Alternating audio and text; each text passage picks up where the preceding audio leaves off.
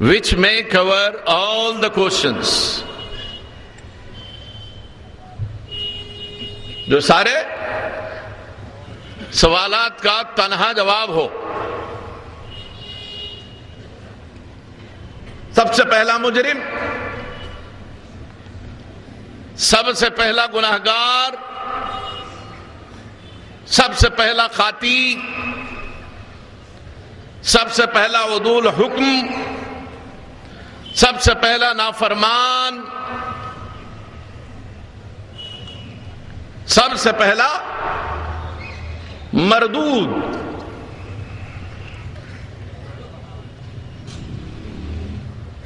جس کا ذکر آیت مبارکہ میں خود مل گیا.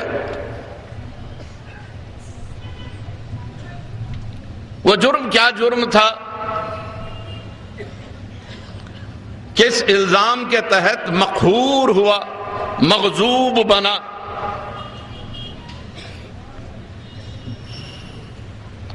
قرآن کہتا ہے اور جب ہم نے فرمایا، رب فرماتا ہے جب ہم نے کہا، ہم نے حکم دیا، ہم نے فرمایا سارے فرشتوں سے اسجدوا لآدم، آدم کو سجدہ کرو. جیسے ہی رب نے حکم دیا، فرشتوں کو حکم دیا، نوری مخلوق کو حکم دیا کہ اس خاک کے مجسمے کو سجدہ کرو.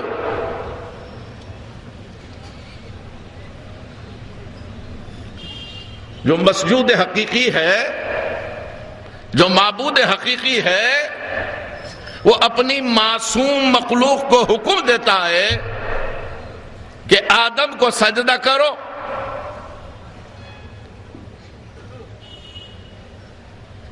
کیا ہوا؟ فسجدوا، سب نے سجدہ کیا. جیسے ہی رب نے حکم فرمایا سجدہ کرو، کسی نے یہ نہیں پوچھا کیوں کرے. ہم تو تجھے سجدے بجا لاتے ہیں، ہم تیری پرستش کرتے ہیں، ہم تیری عبادت کرتے ہیں، تو مسجود حقیقی ہے، تو معبود حقیقی ہے، یہ غیر خدا کو سجدہ کرنے کا حکم کیوں دے رہا ہے؟ یہ غیر خدا کے آگے جھکنے کی بات تو کیوں کر رہا ہے؟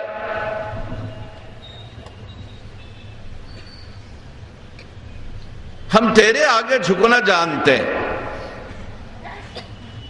ہم تیری پرستش کا قرینہ رکھتے، ہم تیری عبادت کا سلیقہ رکھتے ہیں. مولا یہ کون ہے کہ آج تو اس کو سجدہ کرنے کو کہہ رہا ہے؟ کسی نے نہیں پوچھا، بلکہ قرآن کہتا ہے فسجدوا، ادھر حکم ملا ادھر تعمیل ہوئی، بلا چونو چرا، بلا چونو چرا، وداؤٹ اینی آرگومنٹ، فوری سجدہ کیا. الا ابلیس، سوائے ابلیس کے. اب ذرا ابلیس کا ذہن ٹٹولے کہ بھئی تو نے سجدہ کیوں نہیں کیا؟ تو نے سجدہ کیوں نہیں کیا؟ توحید خالص کا علم بردار اپنے تئیں یہ بات طے کر چکا تھا کہ میں تو سجدہ صرف خدائے واحد کو کرتا ہوں، اس کے سوا کسی کے آگے جھکنے والا نہیں. خدا کے سوا کسی کے آگے جھکنا میں نے سیکھا ہی نہیں. میرے خمیر میں، میری قماش میں، میرے مزاج میں میری گھٹی میں یہ بات ہی نہیں ہے کہ میں خدا کے آگے کسی اور کے لیے جھک جاؤں، سجدہ کروں، کسی کی تعظیم بجا لاؤں۔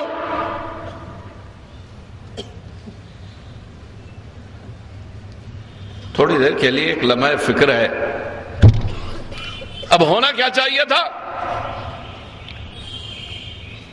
میرا اتنا چاہنے والا ہے، اتنا وفادار ہے، ایسا ماننے والا ہے، ایسا پکا موحد ہے، سالڈ یونیٹیرین، کہ میرے سوا کسی کے آگے جھکنا جانتا ہی نہیں۔ یہ ہے پکا چاہنے والا، یہ ہے پکا توحید کا پرستار، یہ ہے توحید کا متوالا۔ انعام دیا جانا چاہیے تھا، شاباش، بہت خوب، ہم نے امتحان لیا تھا اور تو نے توحید کا اعلان کیا ہے، لیکن نتیجہ خود قرآن فرماتا ہے، ابا واستکبر،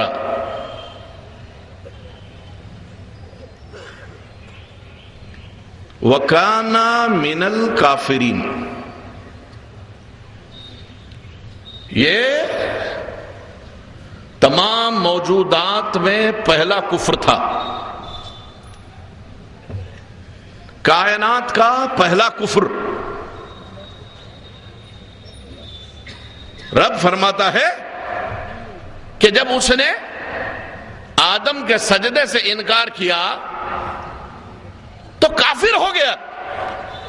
آج تو ہمیں یہ بتایا جاتا ہے کہ خدا کے آگے کسی اور کے سامنے جھک جانا یہ کفر ہے، خدا کے سوا کسی کی تعظیم کرنا یہ کفر ہے، خدا کے سوا کسی کے لیے سر و سجود ہو جانا یہ کفر ہے۔ اور قرآن یہ کہہ رہا ہے جنہوں نے سجدہ کیا وہ ایمان والے باقی رہے، جس نے سجدہ نہ کیا وہ کافر ہو گیا۔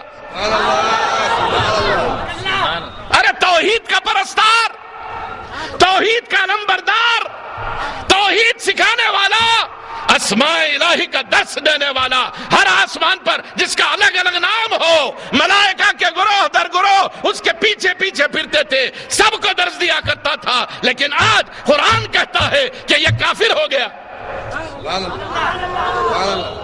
کیوں ہوا کافر؟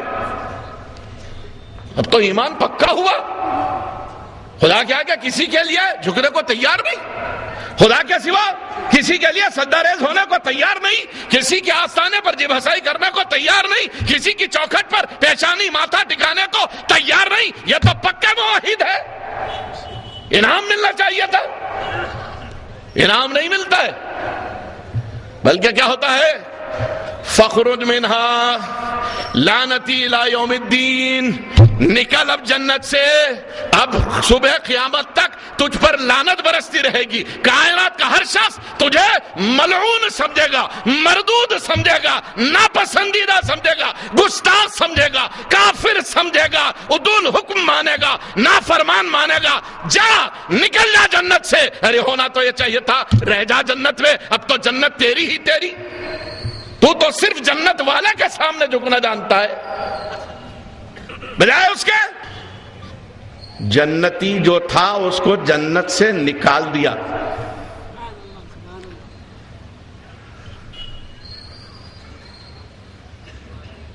تفسیر عزیزی میں ہے کہ جس وقت یہ حکم ہوا، فرشتے سجدہ کیے، سر اٹھایا سجدے سے۔ ایک روایت میں ہے کہ عصر اور ظہر کے درمیان جتنا وقفہ ہوتا ہے اتنا طویل پہلا سجدہ تھا۔ ظہر سے عصر کی نماز کے درمیان کا جو وقت ہے، پہلا سجدہ